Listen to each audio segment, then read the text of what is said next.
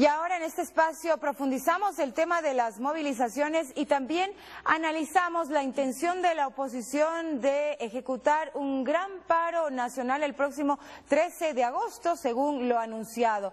¿Cómo se resuelven en el país de hoy los problemas y cómo se lo hacían antes? Analizamos el tema.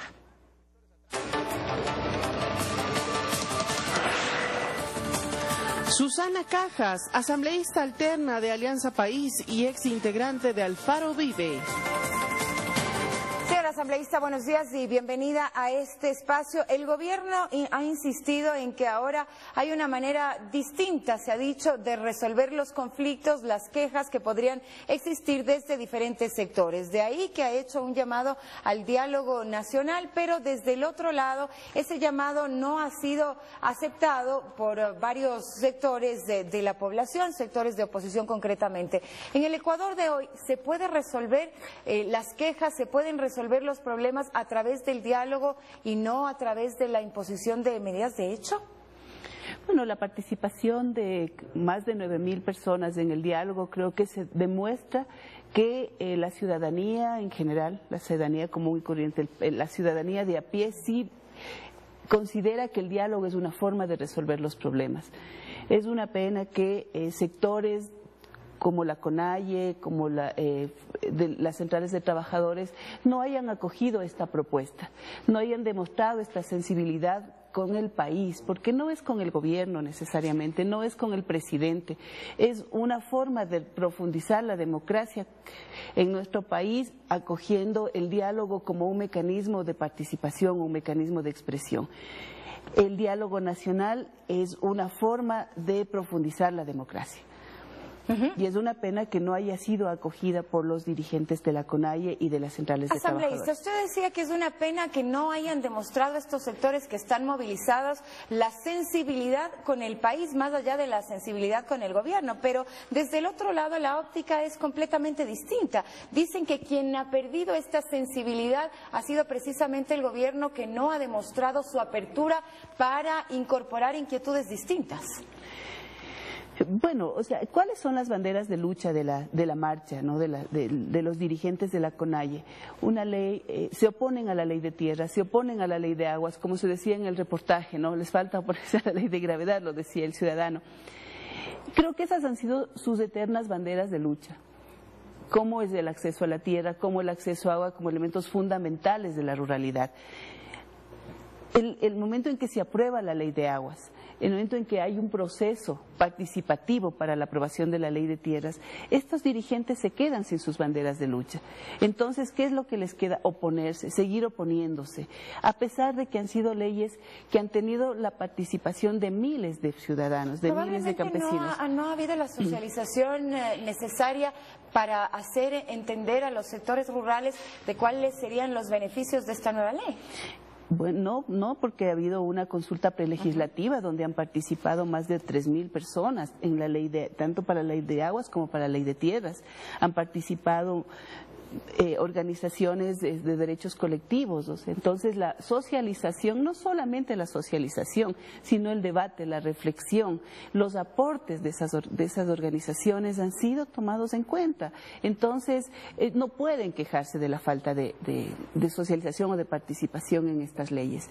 Entonces realmente vemos que es posible en este país, en este momento, resolver los problemas de otra manera. El diálogo nacional, la participación, las intervenciones que ha habido de la ciudadanía en las reuniones del diálogo nacional nos permiten entender que sí existe un aporte fundamental, que hay un pedido de reajuste de políticas y que, el gobierno que hay esa apertura por parte del gobierno a resolver esos problemas, a reajustarla en lo que sea necesario y que sobre todo convenga a las mayorías.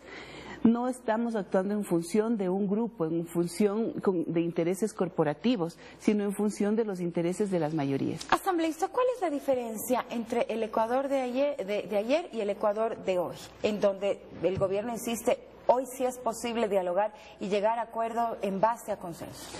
Es fundamental, sobre todo, recordar a quienes vivimos hace 30 años, a quienes fuimos jóvenes y participamos en la política hace 30 años durante el gobierno de Febres Cordero.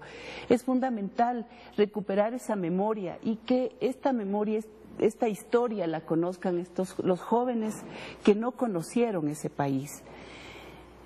Todo opositor, toda persona que era joven y que se oponía al régimen de Febres Cordero, ¿qué hacía? Torturaba, asesinaba, mataba extrajudicialmente. Eso era la forma de resolver los problemas por parte de un gobierno de derecha, de un gobierno oligárquico como fue el de Febres Cordero, y que su colaboradora fue Cynthia Viteri, su colaborador muy cercano Jaime Nebot, quienes ahora se jactan de estar con los intereses de los pobres, quienes ahora defienden a los que antes atacaban, a los que antes torturaron, a los que antes desaparecieron.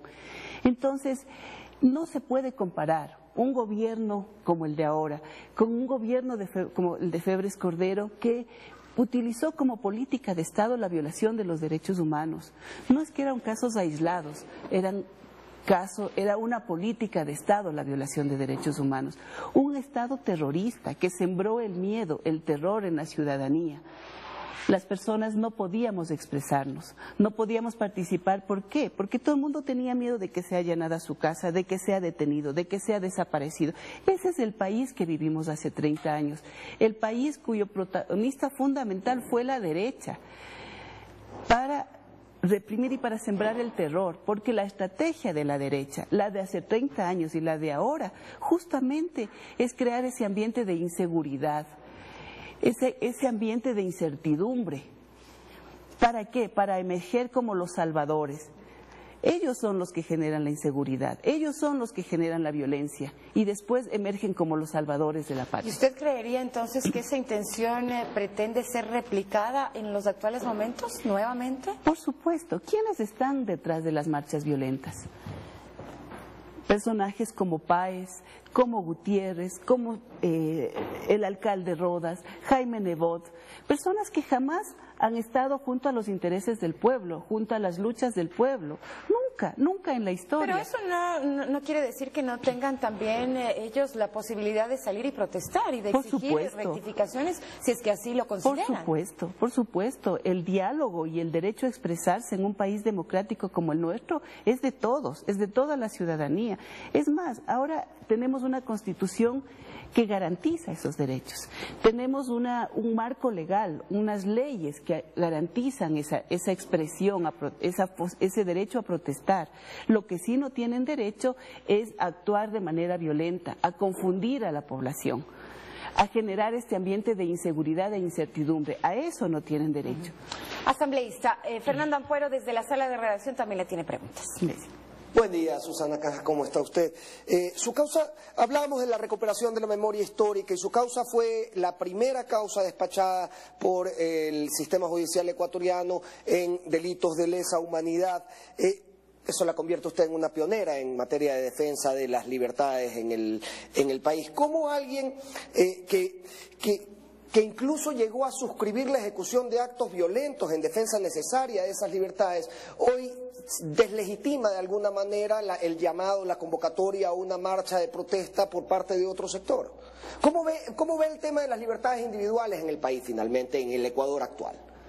El hecho de que pueda haber una marcha que no hayan tenido ningún problema desde que inició en Zamora hasta que ahora está llegando a Chimborazo, no han habido ningunos actos de represión. En ningún momento se ha conocido que la policía o que otra fuerza local les haya reprimido o haya detenido su avance.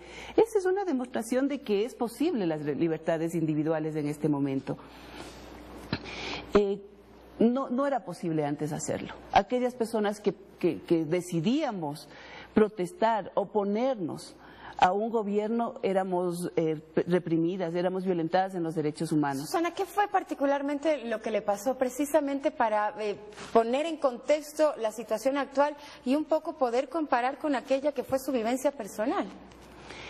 Bueno, es conocido que hace 30 años, mi caso, pero no es el único. O sea, la Comisión de la Verdad ha investigado 136 casos, 455 víctimas. Pero usted particularmente. Sí, o sea, quisiera decir que esto no fue un caso aislado. Fue un caso de muchos casos, que los 455 víctimas que aparecemos en la Comisión de la Verdad. No son todas, hay muchas personas que no dieron su testimonio y que no están ahí.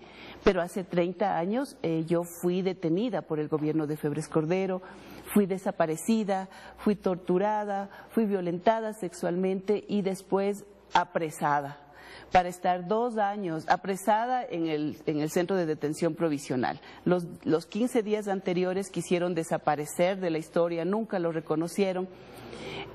A los 2 años de estar detenida en el centro de detención provisional, fui sobreseída, fui declarada inocente. Entonces, esa fue mi experiencia. Yo le decía a la señora Viteri en la asamblea, para que ella recuerde, para que ella no tenga esta amnesia, ¿no es cierto?, esta amnesia por conveniencia, porque ella se olvida de lo que le conviene. Y cuenta mentiras a medias, verdades a medias, de lo que también le conviene. Confunde los hechos, porque ese es su propósito, confundir a la ciudadanía. Le decía a la señora Viteri que el gobierno de ella me torturó. A mí no me contaron.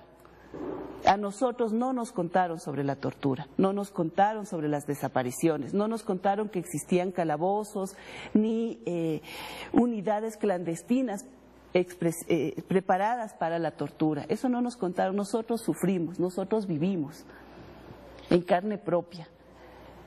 Podemos contar la historia desde la vivencia personal. Eso se olvida la señora Viteri. De ahí la importancia, asambleísta, y eso para concluir, porque estamos ya prácticamente cerrando este espacio, la importancia de apuntar mejor a un diálogo y poder resolver los problemas de manera pacífica. Sí, yo quisiera hacer un llamado a la ciudadanía para que se una al diálogo, pero también a defender este proceso. Hemos invertido 8 años en construir un proceso político que sí tiene como interés fundamental en los intereses de la mayoría. Se han hecho cambios profundos que de ninguna manera son suficientes. Hay mucho por hacer, hay mucho por reajustar y eso tiene que salir del diálogo, y creo que también hay una voluntad política por parte del gobierno de ir reajustando lo que se deba reajustar. Entonces, en ese sentido es un llamado y también a defender el proceso político que hemos construido durante estos 8 años. Asambleísta, gracias por su presencia. Gracias. Un buen día para usted. Son las 7:13 en la mañana.